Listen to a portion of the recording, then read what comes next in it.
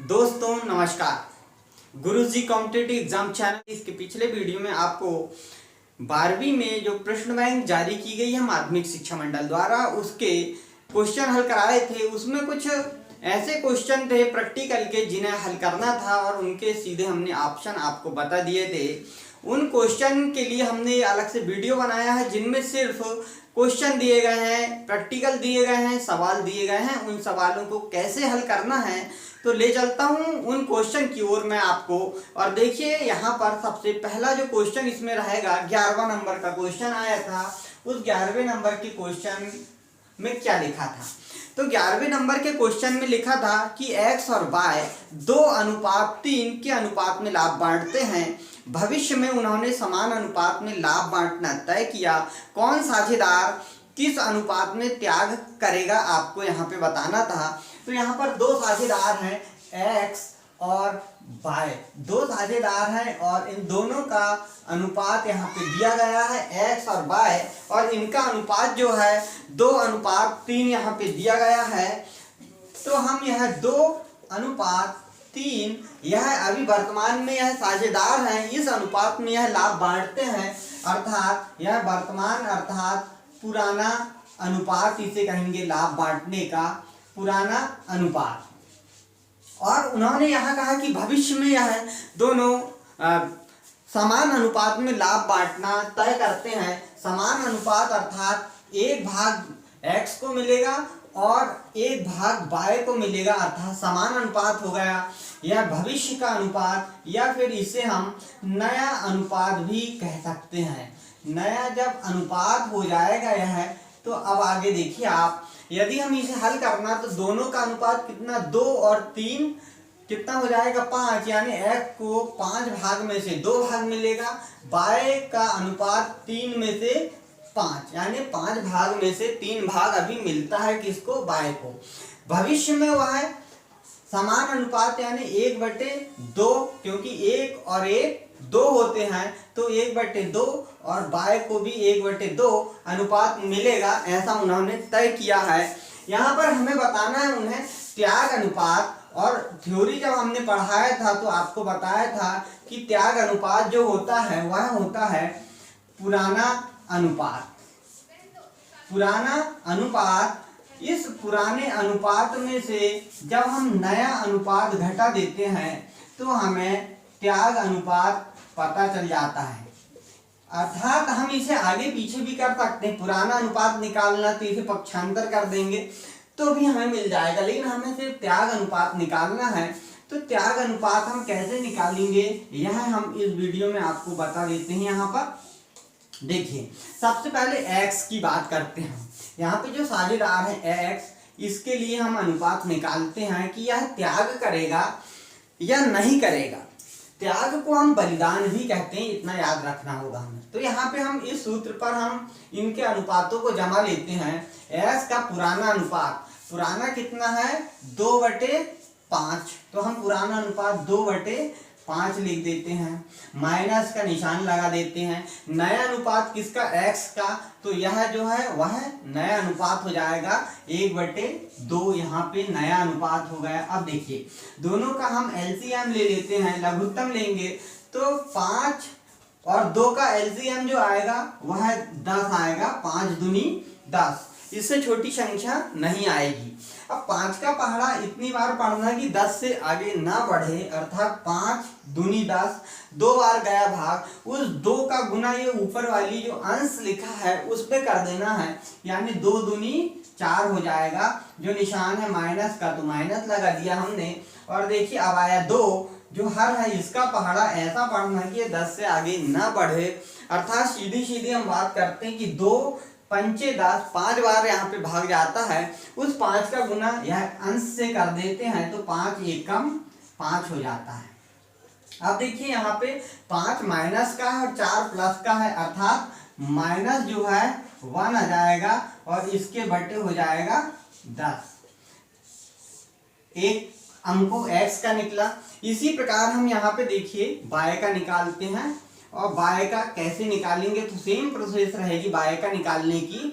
पुराना अनुपात, तो y का जो पुराना अनुपात रहेगा वह 3/5 है, और नया अनुपात देखिए y का 1/2 यहाँ पे नया अनुपात है, तो बटे 1/2 कर देंगे। अब देखिए इसमें एलसीएम निकालेंगे y के लिए, तो एलसीएम कितना आएगा 10, 5 दूनी 10, कितने बार भाग गया 2 बार गया, वो 2 का गुना ऊपर वाली संख्या यानी अंश से कर देंगे तो 2 तिया 6 हो जाएगा, माइनस 2 का पहाड़ा। अब दूसरी संख्या में 2 का पहाड़ा ऐसा पढ़ना है 10 से आगे ना बढ़े, तो यहाँ पे पढ़ा हमने तो 5 बार भाग गया हमारा, 2 पंचे 10 5, और जो 5 का गुना अंश से कर देंगे 5 एकम 5, यानी यहाँ पे निकल के आया 6 में से 5 गया, यानी 1/10 निकल के यहाँ पे आ जाएगा।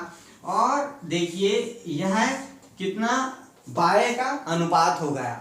अब यह त्याग कौन सा है, तो माइनस में जो आता है वह त्याग अनुपात कहलाएगा, उसे हम त्याग अनुपात या इसे बलिदान भी नाम से जानते हैं, बलिदान, त्याग बलिदान।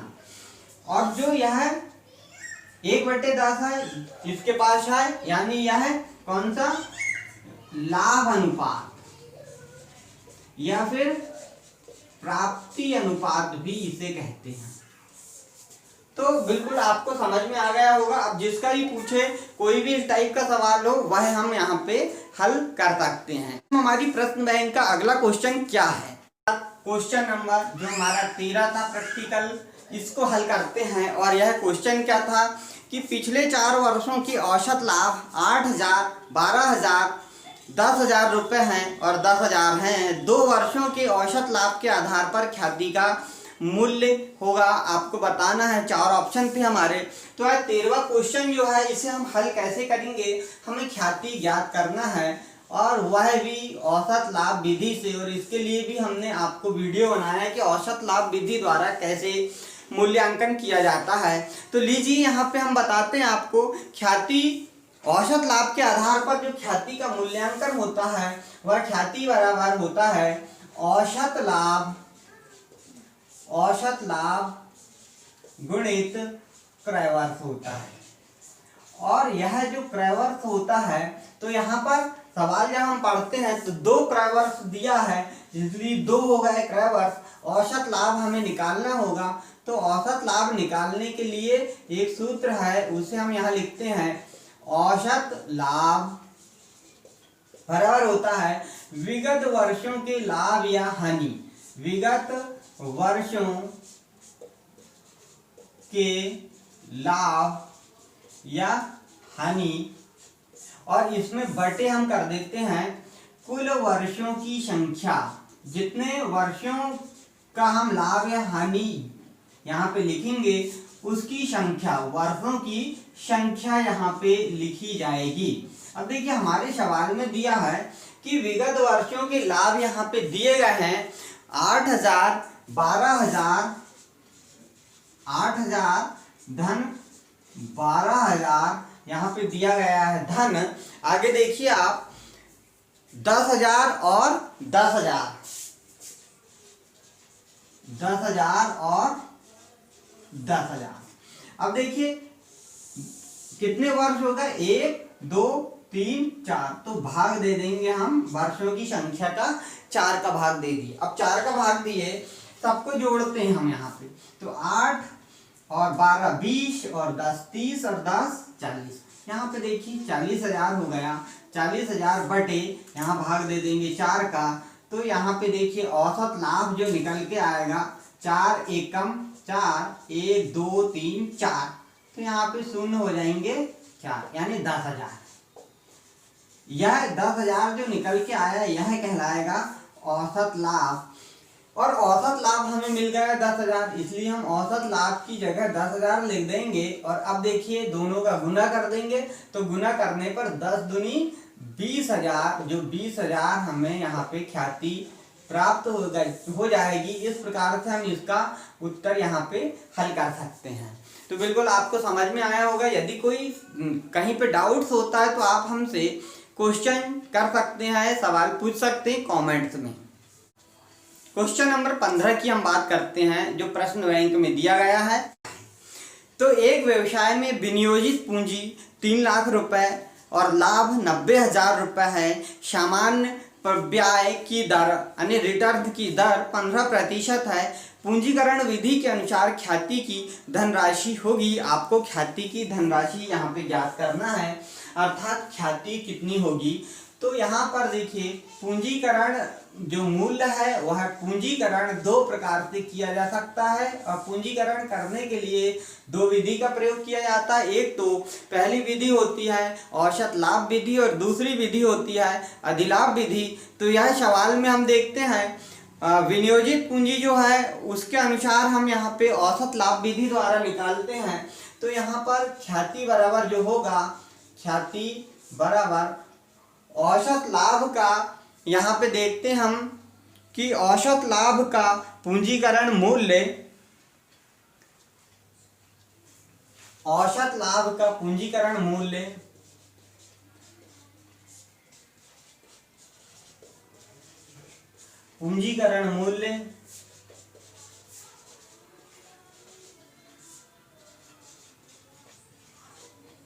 माइनस विनियोजित पूंजी।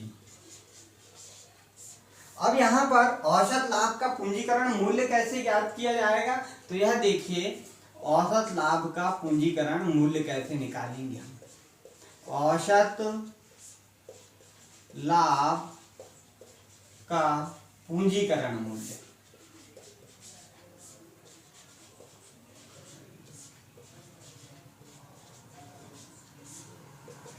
औसत लाभ का पूंजीकरण मूल्य यानी हो जाएगा औसत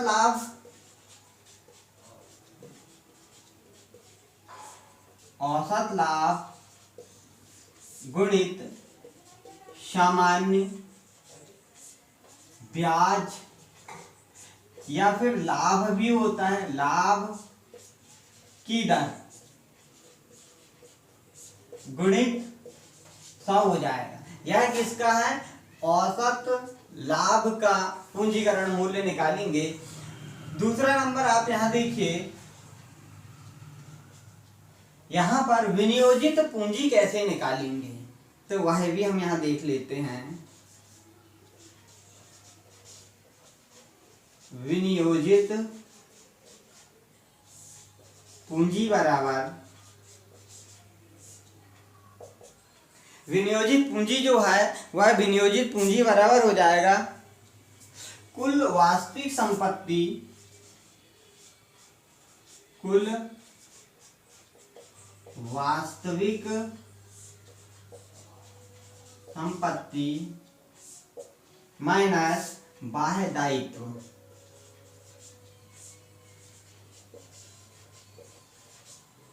बाह्य दायित्व। अब आते हैं अपने सीधे सवाल पर। ख्याति हमें निकालना है औसत लाभ विधि के द्वारा, तो यह निकालने का बिल्कुल सरल तरीका है। विनियोजित पूंजी मूल्य हमको 3 लाख रुपए यहाँ पर दिया है, विनियोजित पूंजी मूल्य दिया गया है। तो अर्थात यह मूल्य जो है विनियोजित पूंजी मूल्य वह हमें 3 लाख यहाँ पर दिया गया है सवाल में, और हमें औसत लाभ का पूंजीकरण निकालना, अर्थात यह हमको दे दिया गया है विनियोजित पूंजी मूल्य 3 लाख रुपए। अब हमें जरूरत है औसत लाभ का पूंजीकरण मूल्य की, तो इसे निकालने के लिए औसत लाभ हमारे सवाल में दिया है, कितना दिया है, 90,000 दिया है। तो आप देखिए 90,000 औसत लाभ बटे सामान्य ब्याज की दर जो दी गई है वह 15% दी गई है, तो बटे 15 गुणित देखिए आप 100, और जब हम 15 छिके 90 और 1 2 3 शून्य यहाँ पे आ जाएंगे काटने के बाद, और इनका जब गुना करेंगे तो यहाँ पे 2 शून्य बढ़ जाएंगे, अर्थात यहाँ पर 6 लाख यह हो जाएगा हमारा औसत लाभ का पूंजीकरण मूल्य। और जब 6 लाख हो जाएगा तो हम यहाँ पे 6 लाख लिख देंगे, और 6 लाख लिखने के बाद आप देखिए इसमें से 3 लाख घटा देंगे, तो ख्याति हमारे पास जो निकल के आएगी वह ख्याति जो आएगी वह 3 लाख ख्याति आएगी, और हमारा सवाल 3 लाख हो जाएगा। तो दोस्तों आपको ये सवाल बिल्कुल समझ में आया होगा। यदि कहीं डाउट्स है तो आप हमें कमेंट जरूर करें। अगला देखते हैं हम प्रश्न बैंक के अनुसार हमारा क्वेश्चन जो बनता है। क्वेश्चन नंबर 22 की हम बात करते हैं और यहाँ लिखा है कि 5,000 रुपए की फर्जी संपत्ति सहित एक फर्म की शुद्ध संपत्ति 85,000 रुपए, फर्म की शुद्ध देनदारियां 30,000 रुपए, रिटर्न की सामान्य दर 10% और फर्म का औसत मुनाफा 8,000 रुपए है। मुनाफे के पूंजीकरण के अनुसार सद्भावना की गणना कीजिए, ख्याति निकालिए। तो ख्याति निकालने के लिए हम यहाँ पे सूत्र लगाएंगे। ख्याति बराबर औसत लाभ, यहाँ पे देखिए यहाँ पे अधिलाभ की बात है, इसलिए अधिलाभ बटे सामान्य लाभ की दर या प्रत्याय की दर, लाभ की दर गुणित यहाँ पे हो जाएगा 100। अब देखिए यहाँ पे हमें अधिलाभ ज्ञात करना पड़ेगा। तो अधिलाभ क्या होता है? अधिलाभ जो होता है वह होता है औसत लाभ माइनस सामान्य लाभ होता है, सामान्य लाभ होता है। अब देखिए यहाँ पे औसत लाभ कैसा निकाला जाता है? तो वह तो विगत वर्षों के लाभ को जोड़ दिया जाता है और हानि को घटा दिया जाता है, इस प्रकार औसत लाभ निकाला जाता है।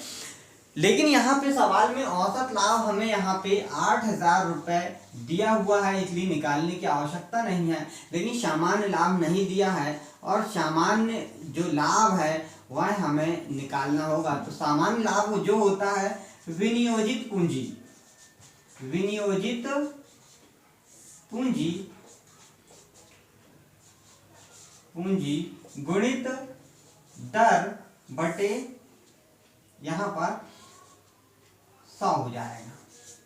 तो देखिए विनियोजित पूंजी कैसे निकालेंगे? हमारे सवाल में दिया है कि 85,000 रुपए यहाँ पे शुद्ध संपत्तियां हैं, लेकिन उसमें से बनावटी संपत्ति 5,000 की है। अर्थात जो 85,000 की संपत्ति है, इस 85,000 में 5,000 की फर्जी संपत्ति या बनावटी संपत्तियां हैं और इसी में से 30,000 की देनदारी भी है शुद्ध, यानी ये कम हो जाएगा। बटे देखिए यहाँ पे 100 हो जाएगा गुणित दर यहाँ पे हमारी 10% दर हो जाएगी। तो यहाँ पर घटाएंगे हम तो 50,000 हमारी विनियोजित पूंजी कहलाएगी बटे 100 गुणित 10, एक शून्य से एक शून्य, दूसरे से दूसरे, अर्थात यहाँ पे सामान्य जो लाभ होगा हमारा वह हो जाएगा, सामान्य लाभ 5,000 हो जाएगा और इस 5,000 को हम सामान्य लाभ के स्थान पर रख देंगे और घटा देंगे। तो अधिलाभ जो हमें मिलेगा वह 8,000 में से 5,000 गए तो 3,000 अधिलाभ मिलेगा। इस अधिलाभ को हम यहाँ ख्याति के सूत्र पर रख देंगे। 3,000 बटे सामान्य लाभ की दर 10% गुणित 100। अब इसे काट देंगे तो एक शून्य से एक शून्य कट गया, अर्थात 10 का गुना कर देंगे 3,000 में, तो यहाँ पे 30,000 रुपए हमें ख्याति प्राप्त हो जाएगी और इसका सही जवाब जो हो जाएगा 30,000 रुपये। ऑप्शन नंबर जो है हमारा बी, ये सही जवाब हो जाएगा। देखते हैं अगला सवाल।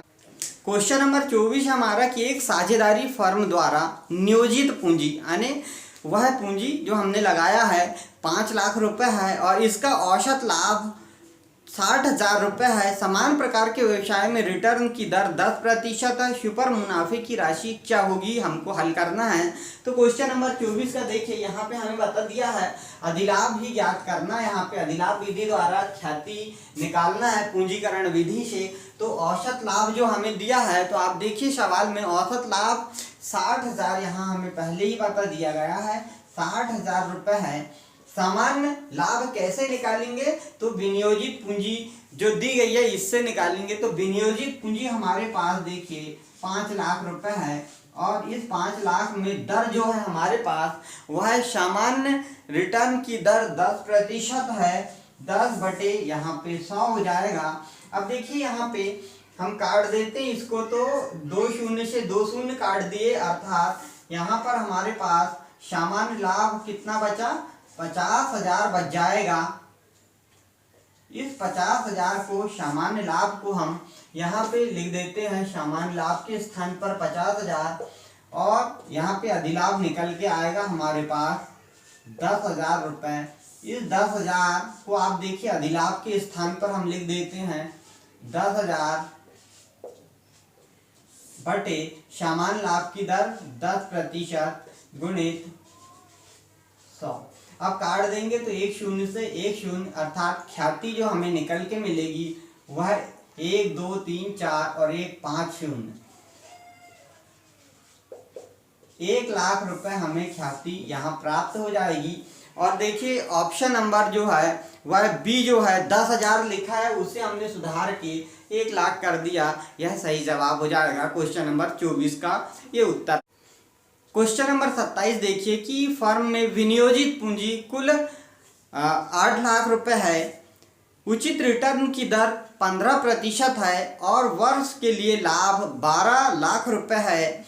पूंजीकरण विधि के अनुसार फर्म की सद्भावना का मूल्य ज्ञात कीजिए। तो अधिलाभ विधि से ही हम इसे हल करते हैं। और देखिए औसत लाभ हमें यहाँ पे दिया है 12 लाख रुपए, औसत लाभ 12 लाख रुपए हम यहाँ पे लिख देते हैं। और देखिए सामान्य लाभ हमें ज्ञात करना होगा। सामान्य लाभ ज्ञात करने के लिए विनियोजित पूंजी की हमें यहाँ पे आवश्यकता होगी। तो विनियोजित पूंजी हमारे लिए यहाँ पे 8 लाख रुपए दी गई है, तो 8 लाख यहाँ पे विनियोजित पूंजी हमने लिख दिया। गुणित जो प्रत्याय की दर है वह 15% है, तो 15 और बटे यहाँ पे हो जाएगा 100। अब देखिए 1 2 दोनों शून्य से कट गए, तो 15 का हम पहाड़ा पढ़ते हैं 8 बार 15 8 120 होता है। और देखिए 1 2 3 शून्य यहाँ पे हम आगे लगा देते हैं इसके, तो 1,20,000 यहाँ पे हमें निकल के आया सामान्य लाभ।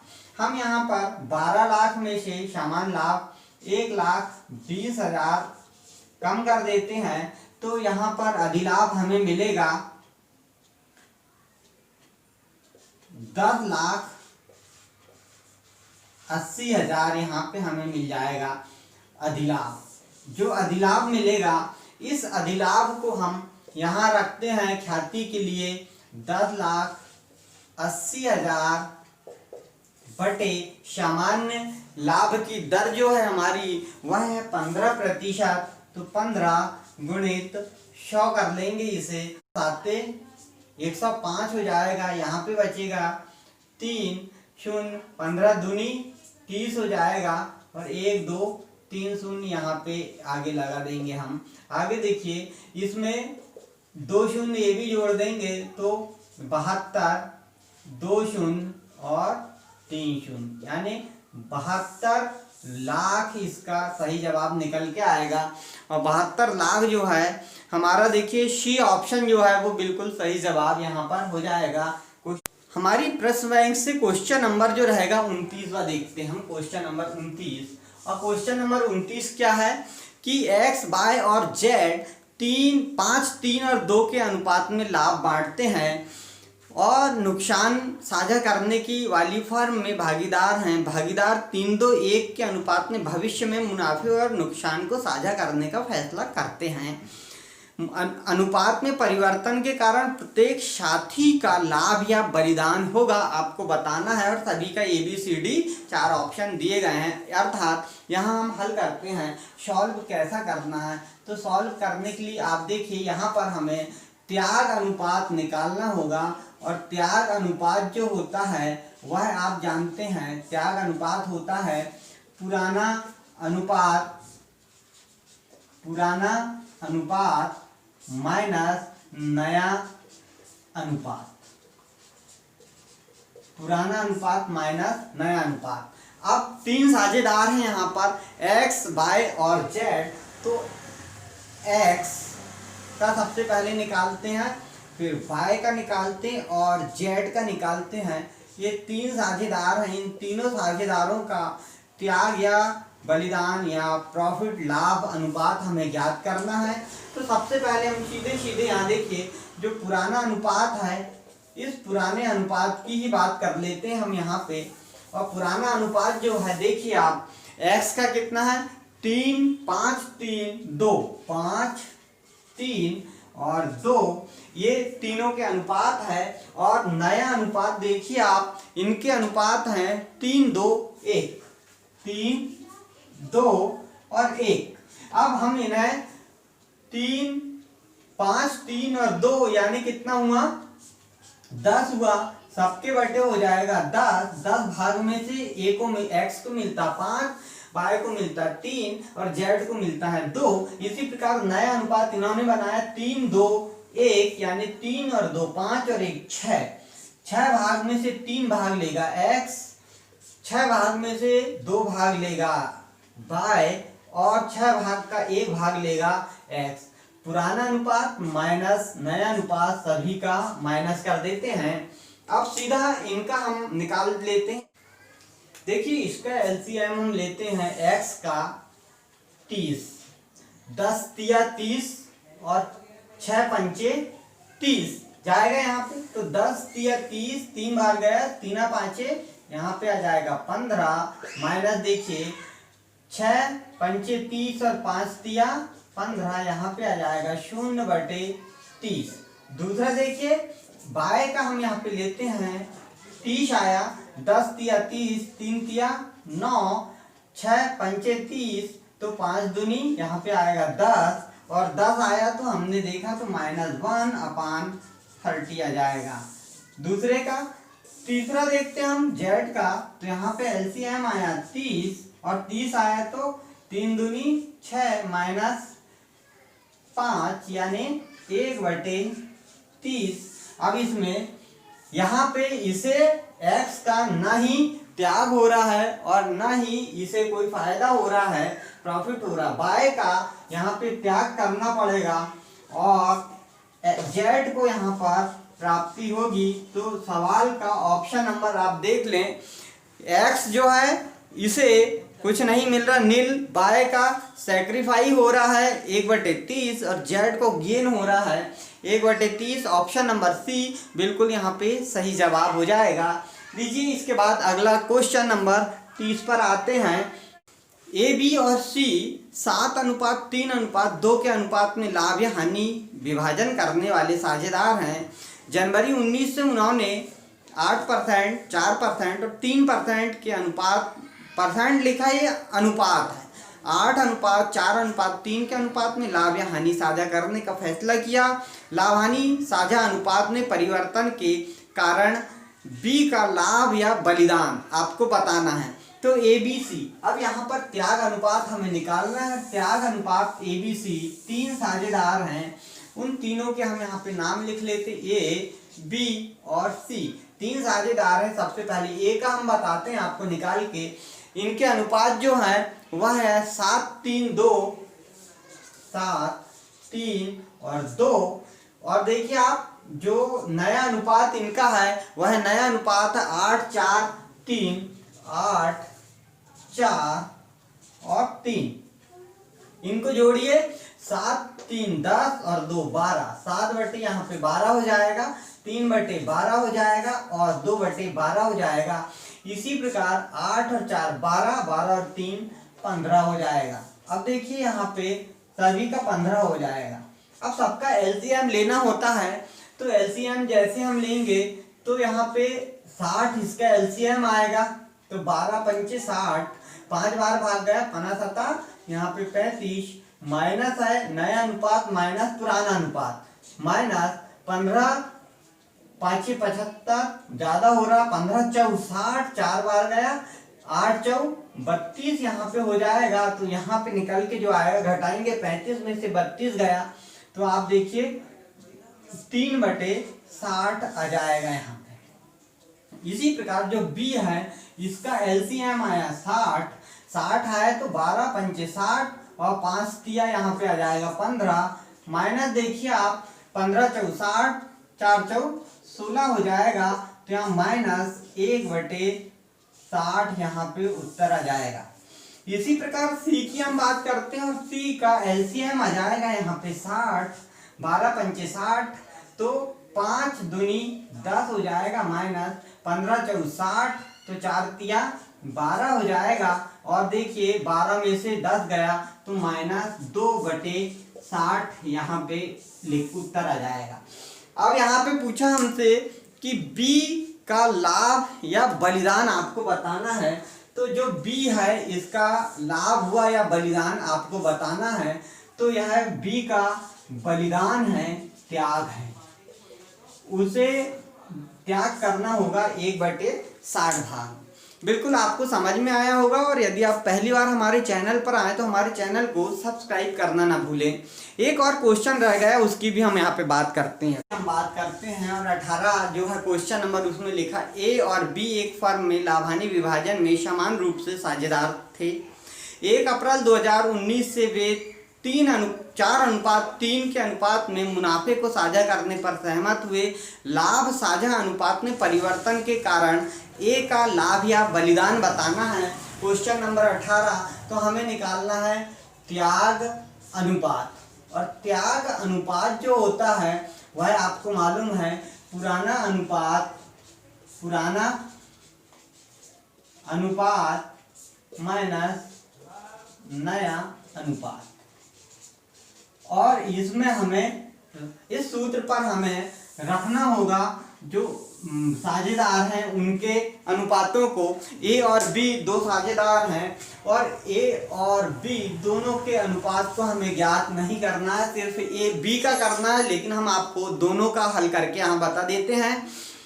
समान अनुपात में साझेदार थे, अर्थात 1 और 1 अनुपात हुआ, यह समान अनुपात हुआ, दोनों को समान हुआ।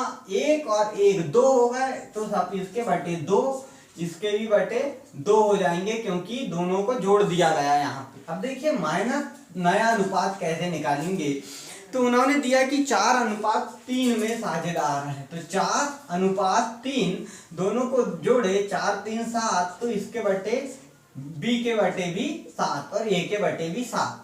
अब देखिए एलसीएम निकालना होगा, तो 7 दूनी 14 हो जाएगा यहाँ पे। तो 2 का पहाड़ा ऐसा पढ़ना है 14 से आगे ना बढ़े, तो 2 7 14, तो 7 का गुना की 1 से, तो 7 एकम 7 माइनस 7 दूनी 14, तो 2 आया और 2 4 यहाँ पे 8 आया। अब देखिए इस 8 में से 1 को घटाया, हमने 7 को घटाया, तो -1/14 आया यहाँ पर ए का भाग। और बी का भाग देखिए यहाँ पर 1/2 माइनस 3/7, लघुत्तम आया यहाँ पर 14। अब देखिए हमने यहाँ पे भाग दिया, तो 2 7 14, 7 एकम 7 आया, माइनस 7 दूनी 14, 2 बार भाग गया, उस 2 का गुना अंश से किए, तो 2 तिया 6 आया, अर्थात 1/14 आया। और देखिए आप यहाँ जो माइनस आया वह त्याग करेगा और जो प्लस है वह प्राप्ति करेगा। तो यहाँ पे देख लीजिए बी जो है इसे प्राप्ति होगी और हमारा सही जवाब हो जाएगा। ए का लाभ हमें यहाँ पे बताना है और जो ए है तो ए का यहाँ पे त्याग हो जाएगा, अर्थात ऑप्शन नंबर बी सही जवाब हो जाएगा यहाँ पे। और बी जो है वह प्राप्ति करेगा। तो दोस्तों आज की इस वीडियो में आपको कैसा लगा आप हमें कमेंट करके ज़रूर बताएं, और यदि पसंद आए तो अपने दोस्तों तक इसे शेयर करें, चैनल को सब्सक्राइब कर लें। और भी इस प्रकार के जो अगले प्रश्न बैंक के क्वेश्चन होंगे वो भी हम बोर्ड पर हल करके आपको बताएंगे। आज के लिए